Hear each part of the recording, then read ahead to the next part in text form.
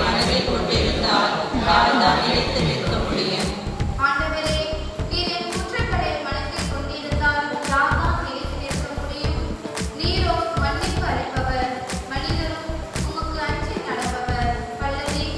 நீர் என் குற்றங்களை மனதில் கொண்டிருந்தால் யார்தான் நிலைத்து நிற்க முடியும்? ஆண்டவருக்காக ஆவலுடன் நான் காத்திருக்கின்றேன். என் நெஞ்சம் காத்திருக்கின்றது. அவரது சொற்களுக்காக ஆவலுடன் காத்திருக்கின்றேன். விடியலுக்காய் காத்திருக்கும் காவலரை விட என் நெஞ்சம் என் தலைவருக்காய் ஆவலுடன் காத்திருக்கின்றது. பல்லவி. நீர் என் குற்றங்களை மனதில் கொண்டிருந்தால் யார்தான் நிலைத்து நிற்க முடியும்? இஸ்ரவேலை ஆண்டவரே நம்பியிரு. நீங்கள் இழைத்த குற்றங்கள் அனைத்தையும் விட்டு விடுங்கள். புதிய இதயத்தையும் புதிய மனத்தையும் பெற்றுக் கொள்ளுங்கள் என்கிறார் ஆண்டவர்.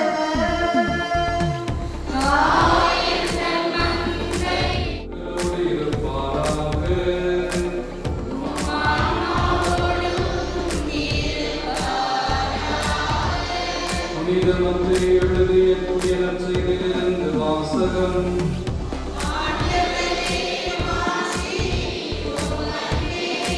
அக்காலத்தில் இயேசு தம் சீடரை நோக்கி கூறியது: மறைநூல் அறிஞர் பரிசேயர் ஆகியோரின் நெறியை விட உங்கள் நெறி சிறந்திருக்கட்டும். இல்லையெனில் நீங்கள் விண்ணரசுக்குள் புக மாட்டீர்கள் என உறுதியாக உங்களுக்கு சொல்கிறேன். கொலை செய்யாதே, கொலை செய்கிறவர் எவரும் தண்டனை தீர்ப்புக்கு ஆளாவர் என்று முற்காலத்தவருக்கு கூறப்பட்டிருப்பதை கேள்விப்பட்டிருக்கிறீர்கள். ஆனால் நான் உங்களுக்கு சொல்கிறேன், தம் சகோதர சகோதரிகளிடம் சினம் கொள்கிறவர் தண்டனை தீர்ப்புக்கு ஆளாவர். தம் சகோதரரையோ சகோதரியையோ முட்டாளே என்பவர் தலைமை சங்க தீர்ப்புக்கு ஆளாவர். அறிவிலியே என்பவர் எரி நரகத்திற்கு ஆளாவர். ஆனால் நீங்கள் உங்கள் காணிக்கைகளை பலிபீடத்தில் செலுத்த வரும் பொழுது உங்கள் சகோதர சகோதரிகள் எவருக்கும் உங்கள் மேல் ஏதோ மனத்தாங்கள் உள்ளன அங்கே நினைவுற்றார். அங்கேயே பலிபீடத்தின் முன் உங்கள் காணிக்கையை வைத்துவிட்டு போய் முதலில் அவரிடம் நல்லுறவு ஏற்படுத்திக் கொள்ளுங்கள். பின்பு வந்து உங்கள் காணிக்கைகளை செலுத்துங்கள். உங்கள் எதிரி உங்களை நீதிமன்றத்திற்கு கூட்டிச் செல்லும் போது வழியிலேயே அவருடன் விரைவாக உடன்பாடு செய்து கொள்ளுங்கள்.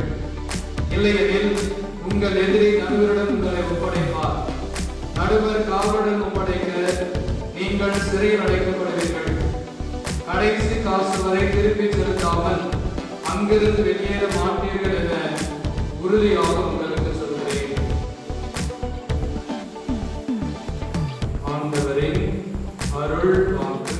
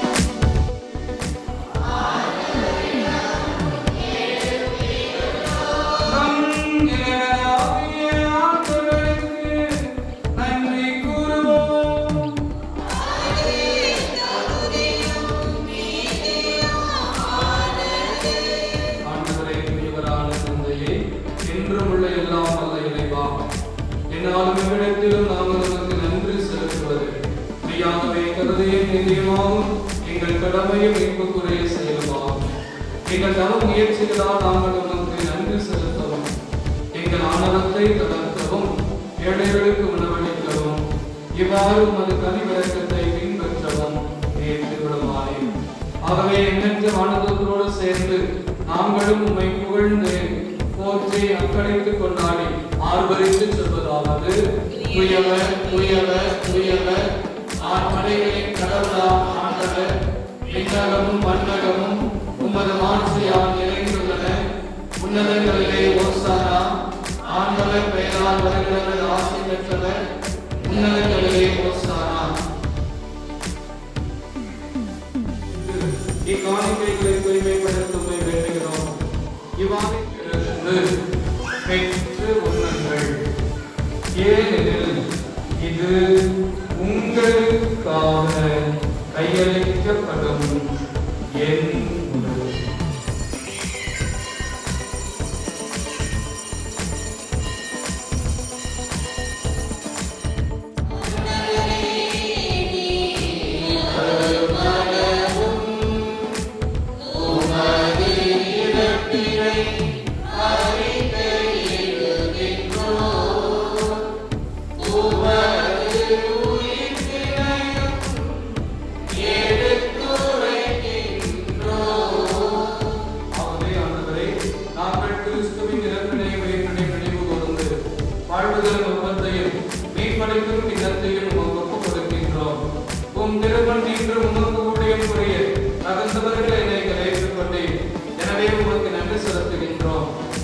கிறிஸ்துவின் உடலிலும் இரத்தத்திலும் பங்குகளை தூய ஆவியார்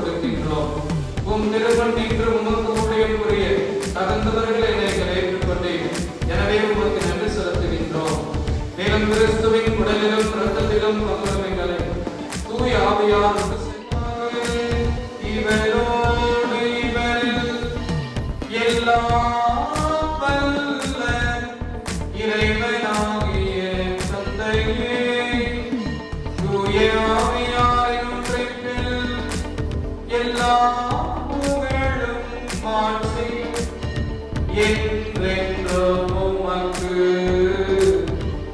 உரியதே.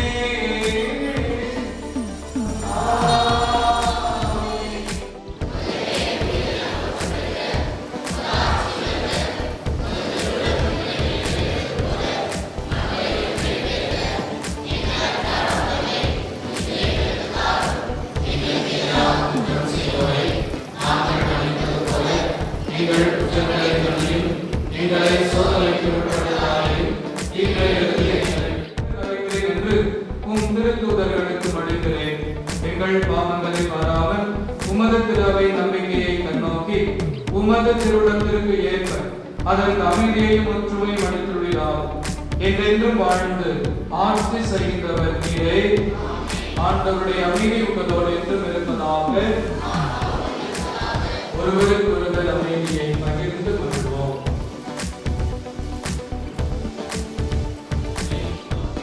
இறைவனின் சிந்தனை. இதோ உலகின் பாவங்களை போக்குகிறவன். செம்மறியின் திரு விருந்திற்கு அழைக்கப் பெற்றோர் பேறு பெற்றோர்.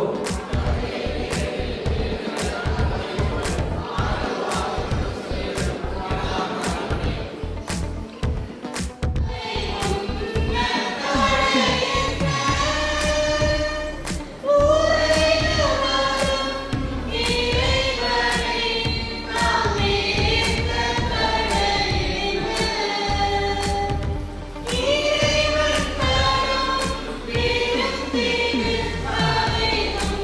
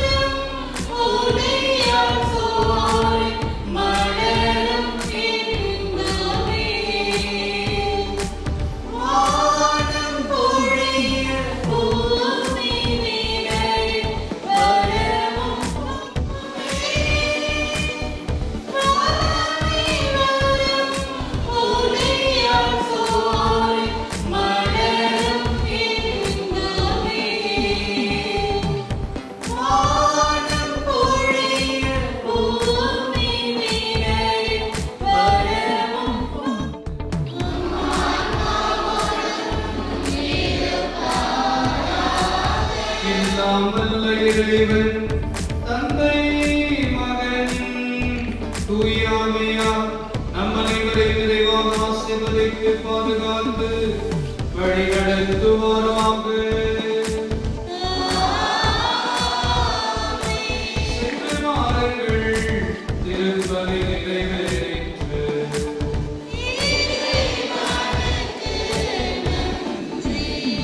அனைவரும் அமர்வோம். உன்னை கொண்டாடுகிறோம். எல்லாம் வல்ல அன்பு இறைவன், தந்தை, மகன், தூய ஆவியார் உங்களையும் நீங்கள் அனைவரும் தவறுடைய நிறைவாக ஆசீர்வதித்து பாதுகாத்து என்றும் வழிநடத்துவாராக. இயேசுவே புகழ். இயேசுவே நன்றி. மரியே வாழ்க.